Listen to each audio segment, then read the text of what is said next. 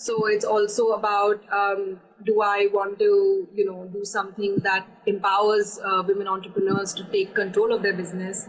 Do I want to make sure that people understand their finances better, because I had to learn the hard way, not everybody does. My biggest question is, how do I take the learnings of 10 years and how do I ensure that, one, that I don't make the same mistakes again, and two, how can my learnings help other entrepreneurs, help them with their journeys? Everything happens for the best. Something is going to come out of it. Maybe a new line of food from you, or a new line of business from you, or a new way of thinking about food. I'm sure there's going to be something coming from you that we all look forward to.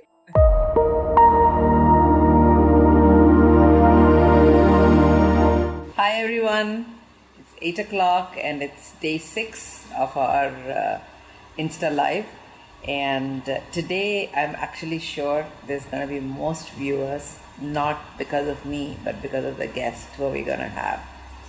So what I thought is I'll give a little bit of a preamble. This 21 days I decided you have to learn something.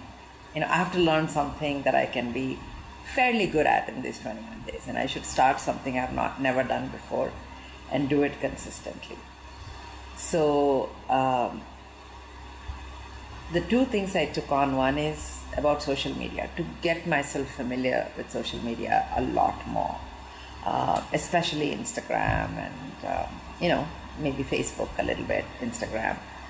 And that's why I started this Insta Live Show, and I want to figure out how to do things on a regular basis. And second thing is how to make rotis in a circular form. I posted a picture of a roti I made on day 1, which looks like, up to your imagination, which country could it be. So it's getting better, so I'll post toward the end how they start looking. So it's something personal, something professional I need to take on. So coming back to social media, the thing that amazes me in social media is that it's used in ways that you never imagined. Whatever you do, sometimes it can be taken in a very, very interesting way. Hey, Sandy is here today. Hi, Sandy. So another big restaurateur. So as Pooja is talking, I'm sure Sandy will have something to comment about what it means to be an entrepreneur in the food business these days. And so anyway, coming back to social media, the thing that I'm amazed at is when you post something, sometimes it can have a huge impact. Sometimes it can have funny consequences. Sometimes it's totally from left field. Somebody could get upset. It's sort of like you have access to this amazing stage, absolutely amazing stage, and you almost can't imagine how it'll be used. So I'll give you a little story of what happened. I witnessed this firsthand. So last year we were having our fellows retreat in Trivandrum. The fellows program is every year we pick 20 people who we believe are really, really, doing interesting things, out of box things from across disciplines. And they are people who are successful and on their way to being absolute rock stars. And we have everybody from art to architecture to technology to business to all sorts of disciplines. And once a year they come to our conference and we be in touch with them. We get them all together. It's a very, very strong community. So we have once a year a gathering of all the Ink fellows, and they all got together in Trivandrum. And my next guest was going to join me in like 2-3 minutes or so. So Pooja Dhingra was also there, and Pooja is a celebrity. She has like over 1 million followers on Instagram. She's my guru as far as learning about Instagram is concerned. So these two young people, random, some guys. Our fellows retreat is an invite only. Everybody doesn't come. It's not an open event. So these two random guys show up at the front desk and they say, "We are here to meet Pooja Dhingra." Now, obviously we thought then they must be Pooja's guests or something of that sort, because otherwise they wouldn't have known this event was going on. So Pooja goes to meet them, and she has no clue who these people are. And these two young people say, "Ma'am, we saw your post on Instagram that you're in Trivandrum." So now we're still perplexed. How did they know which hotel she is in? So when Pooja was at this hotel, she was showing a dish, saying, "This is my favorite dish," or something of that sort. And that dish was on a plate where the name of the hotel was written in small letters on that plate. So these fans have seen her post and tracked down which hotel she was in, and came, and actually if my memory serves, she didn't even say she was in Trivandrum. She just said, "Here is my favorite dish." And they tracked her down and came to the hotel in Trivandrum to meet her. I was completely blown away by this. So anyway, that just to give you a preamble of not just how powerful social media is, to also tell you what a fan following our guest today has. So with that, I'd love to have Pooja Dhingra join us. Hi, Pooja. Hello. How are you? Good. We usually love meeting Pooja at Le15 or in her kitchen, in her private kitchen where she entertains all of us. But today we are meeting you in your own home, your own space. In my bedroom. Your bedroom. So we get to see a different side of Pooja today in terms of her as an entrepreneur, not just as a celebrity or as a pastry chef or as the Macaroon Queen of India. Those are all other titles. So Pooja, it's great to have you. And both you, Le15 and Ink, we celebrated our 10th anniversary this year. Last year it was 10 years. So I know how much effort went into building what you have, So you want to tell us a little bit about, the size of how many people are working for you, how many outlets you have. Just give us a sense of what you had to deal with, how many people you have working for you right now. Sure. So, Le15 completed 10 years in March, the 1st of March. So this is our birthday month. We are currently around 100 of us across all our outlets. We have one big central kitchen in Lower Parel where we operate from, and then we have 5 other cafes or kiosks. One Colaba, which is the one where you come and you really like the eggs Benedict. That's our flagship sort of place. And then we have one in Goregaon, we have one in Bandra, we have one in Lower Parel. Now we have a new one in Palladium, which was meant to open on the 20th of March, and now that is pushed to I don't know when. So let's see how that goes. Mm-hmm. Yeah. So now, obviously, when did you first, get a sense of what was going to happen? And what did you, in the last month, really, all this, catastrophe or this upheaval happened really in the last month, right? Last 2 to 3 weeks. So tell me a little bit about when did you first get an inkling of how serious this is going to be, and just tell the first reactions that you had. So since about December, we following the news and kind of understanding what's happening around the world, starting with China, we kind of knew what was happening. We do have, one of our investors is based in the US, and when the US was hit before India, and so he kind of gave me a heads up and said that you have to start planning from now. And I think that was really helpful because we were always cognizant of what is happening. Obviously, no one understands the magnitude of things till it actually hits you, and what that, you think you'll be saved from it, or you think that, oh, it's not going to affect me as much.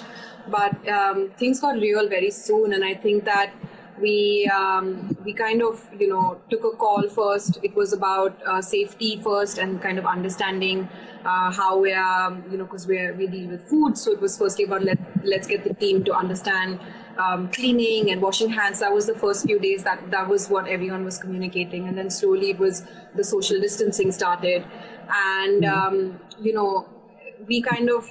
I took a call before I spoke to other restaurants and other, you know, from the city, and we just decided that it was too big a risk because all our employees travel by train, they come from far away.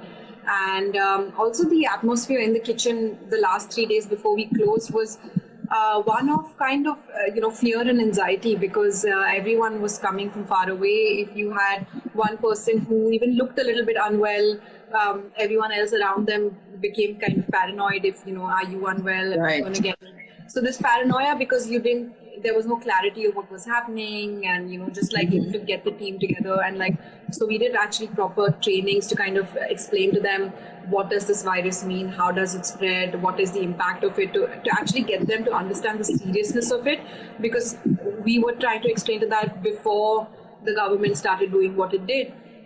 So, you know, I didn't want them to think that this is a chutti, because one day we just, you know, we just looked at everything and we said, we pause everything, and from now on, you know, at least for the end of the month, we take a break, and then we figure. So I actually had to sit down with the team and talk to everyone and be like, you know, I'm in a position that I've never been in before. And suddenly it's not only about, yes, the monetary loss is huge, and it's something that as a business owner, you can't plan for something like this, right? Like you can plan for off season, you can plan for other things, but this is like never in your wildest dreams would you ever say, oh, I'm going to be in a situation like this. So you take it as it comes. So what did you have to do, Pooja? I mean, see, on one hand, as a restaurateur, you have certain fixed costs, right? You have the restaurants, you have the rent that you paid. I mean, you can't, there's nothing you can do about it. And then you have the people. There are permanent employees, temporary employees, and all that kinds of stuff. So how far did you have to go? Do you have to just say, we are stopping everything as we are today, and then when it opens, we'll figure it out? Or you keep some people, say, okay, you stay and then we'll figure it out? Or how drastic has this been for you? I mean, it's been in phases, and I think the most important thing is for people to understand that nobody is doing this, no one is alone in this, and that this is a global phenomenon that everyone is going through. And whether you are, you know, in a job somewhere, or you're, you know, an investor, or everyone is hit at different levels, obviously, not with the same intensity.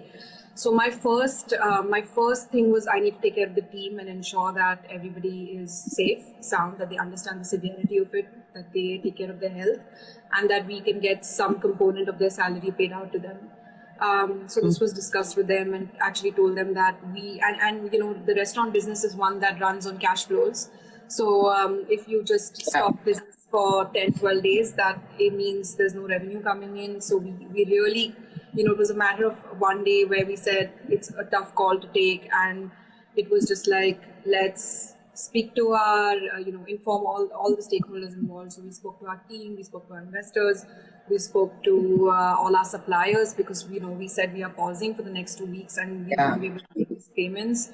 We had to speak to landlords, we had to speak to malls. I mean, there's so many moving parts to all of this that, you know, like, and I think I already feel like 10 years, it has, you know, I have grown up a lot in 10 years, but I feel like in the last 10 days, I've probably grown up 10x of that.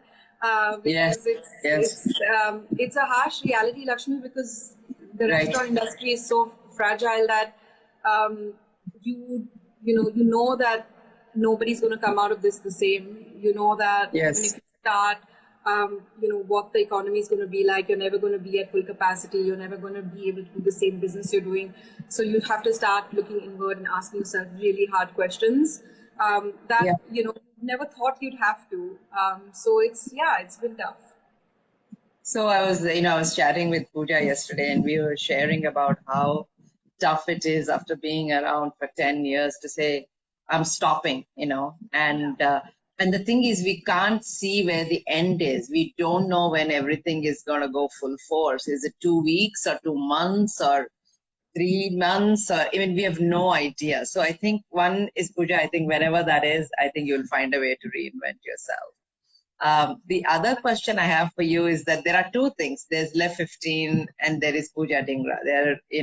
They're together but separate things. And you've been doing a lot of things of teaching people how to cook, how to bake, and you do workshops and all those kinds of things. So if you take away the restaurant business, which will have to find its own path, if you look at the other thing, are you reinventing yourself to do things out of your kitchen? So, people can do things out of their home kitchens. I mean, people are at home a lot these days. So tell me a little bit about what you're thinking of, how to reinvent yourself in a different way. So I think it's too soon for me to think of what the big picture is right now. I think the first 6 days of this, I just napped. I just shut off. I deleted Instagram from my phone. I went off social media and I said, I just need time to process everything that's happening and all the different avenues and options. I mean, to me, as ink is for you, it's an extension of yourself. It's what you've built. Right. It has your heart and your soul.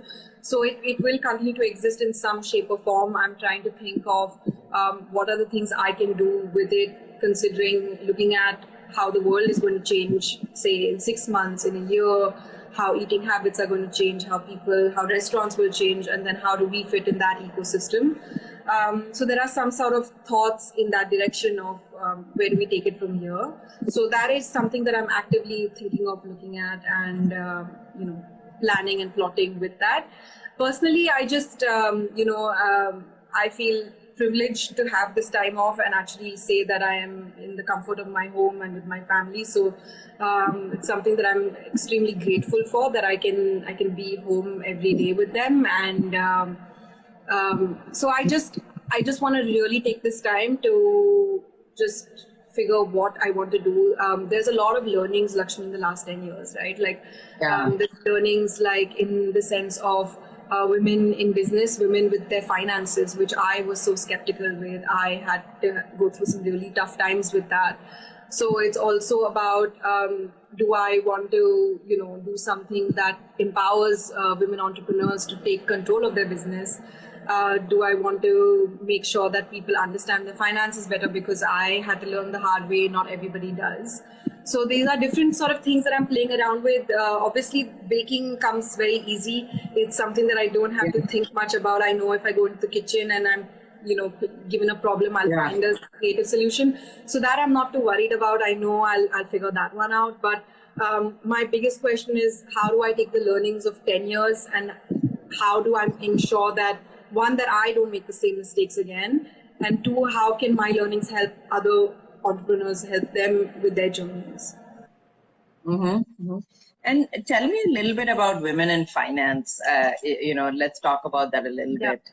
Because I've been talking to some companies that are specifically teaching this, addressing this. So what has been your experience when you came into it? Did you feel you needed to learn, and what do you see around? And I'll share my experience as well, but tell me a little bit about your experience. I just feel that as women, we're not really taught, and I don't know if it's, growing up, we're not really taught about how to take care of our money, or I think money is such an emotional subject, and even in an Indian scenario where people are not that comfortable talking about money in general. So it's a very hush subject, especially for women in the house. And I think when I started my business, it was more from a place of passion and a place of love. And it was about, but then money is not spiritual, and money is not meant to be, it will ruin what I'm doing with my passion. And it kind of then became, let somebody else deal with it, and I don't have to deal with this part of it myself. It was only later when then, I got my hands burned a lot with that part, where I figured that, and now that I know the things I know, I was like, why didn't I just know this before. It's so easy. Like, why was this there was such a block? It was mostly a mental block that I can't do it more than anything else. I see that, like I speak to different women entrepreneurs. I was at a panel recently and there was another woman, running a successful business, and she's like, oh, I handle the creative and the marketing side, and my husband handles the finance. And I was like, it shouldn't be like this. It's fine if he does, but at least it should be something that you know and you can control. And, I think my experience also has been, especially, when I was in a big company, when I was at Intel or at a foundation or whatever, you feel responsible for the money and, you do money in a very different way. But somehow when you start something that's your passion, something that you're passionate about, that you love, and I feel that in my business, I have not brought in that financial rigor as much as I did when I worked for a large company. Yeah, pardon? But why? Pardon? Why? So I was thinking a lot about, actually the last week I've been thinking a lot about that. And it's because I felt that, like when you have a business rigor, if something is not working, you cut it off and then move on. The way you make decisions is very different. Whereas somehow when you let your personal emotion come into it, you feel that, it didn't work, but it's okay. I'll just put some more of my money. So it will be better next time. I mean, you are justifying it from a personal thing as opposed to a very professional thing.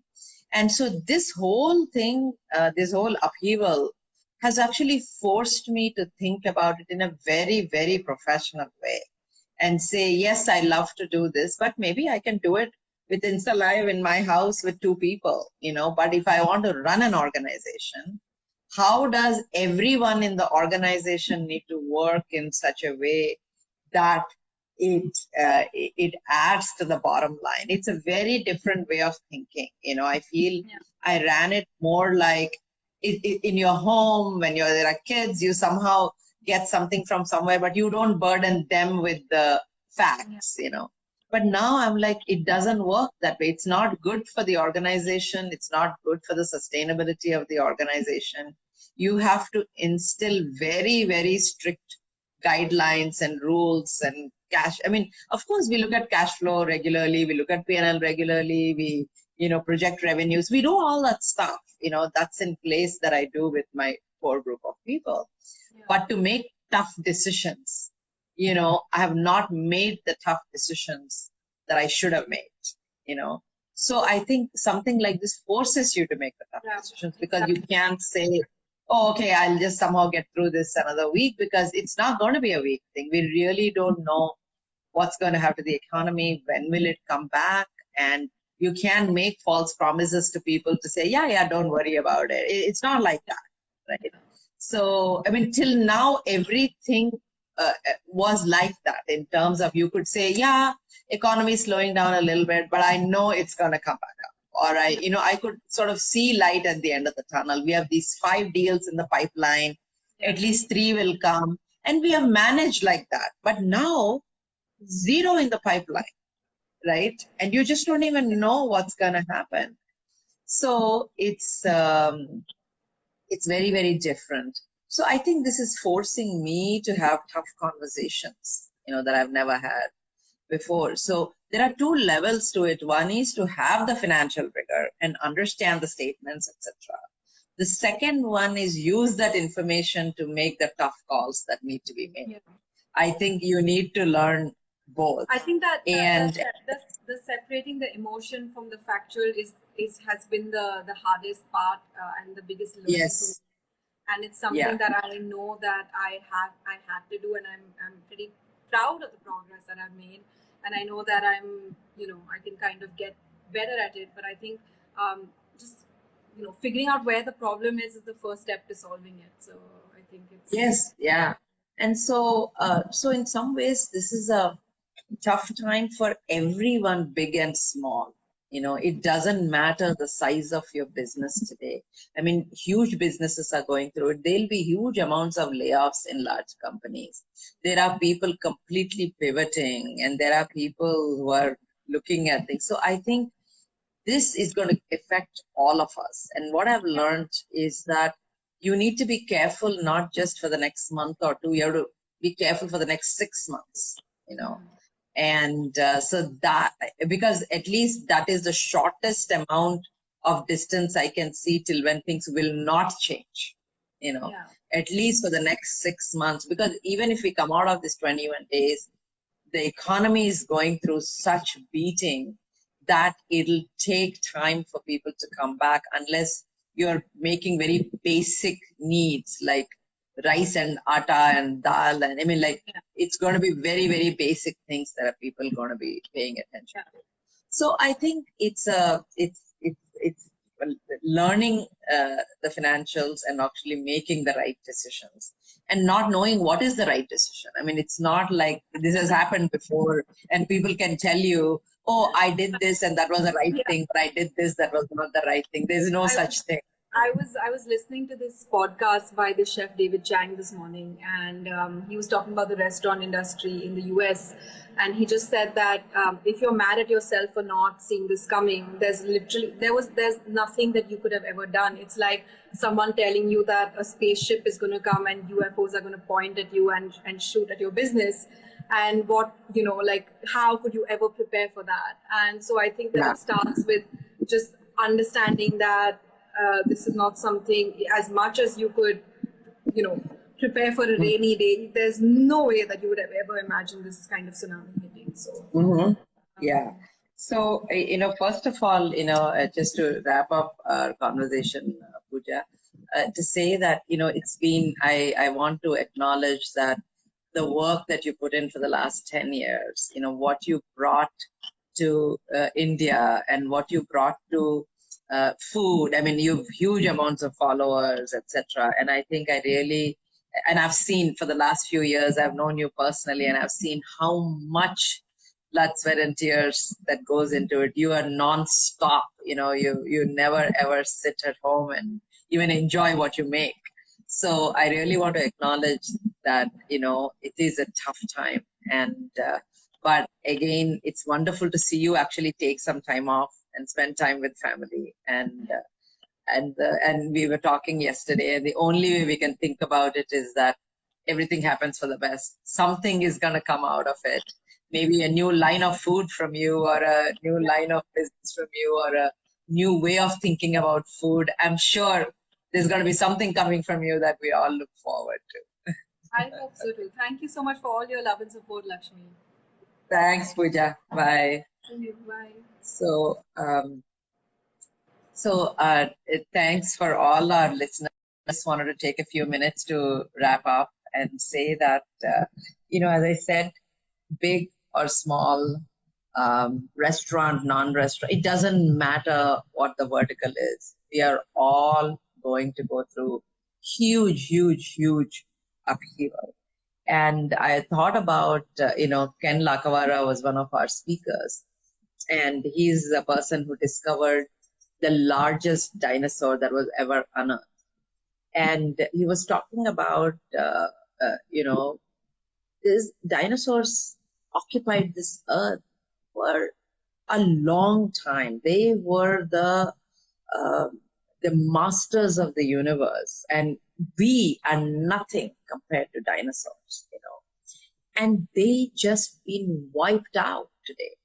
And one theory obviously is that an asteroid hit. And I mean, what is the chance of an asteroid hitting anything? So, but it happened in the past. And so I think and I'm not, this is not to like a gloom and doom thing of saying, you know, asteroid is going to hit, we're all going to disappear. But what I mean to say is that when we are going through these tough times, we have to remember that we are nothing. We are just a pale blue dot. We are some tiny part of this universe. And we better be really respectful of the universe and what it's throwing at us, and roll with the punches and change our behavior, cut down our spending, cut down what we don't need, and share with others what we have. And I think, and yeah, somebody's commenting saying, yes, but I think Corona is more dangerous. Absolutely. I think we are dealing with something unprecedented. I don't think anybody has seen this ever. And because of technology, because of what we have, it spread much fast also because of how much more we travel today. It spreads much fast also. So while all that is going on, I do believe that this is a time for introspection, reinvention, and imagine, all of us working for 10 years, 20 years, 50 years, having companies that have worked forever and having to make very tough decisions of shutting things down, closing things down, pivoting. So I truly invite all of you to reinvent, to look at everything we are doing, from the food we eat to the way we clean our homes, to how big our homes are, to how many vehicles we have at home, to how much clothing we have at home. It doesn't matter. At every level, let's look at it. So please join us again at 8 p.m. tomorrow evening. Every day we'll have interesting guests, and I will announce tomorrow who the guest is. And don't forget to follow us at Lakshmi Praturi, LAKSHMIPRATURY. You're already here. And also Ink Talks. And so see you again, 8 p.m. IST tomorrow. Bye-bye. Thank you.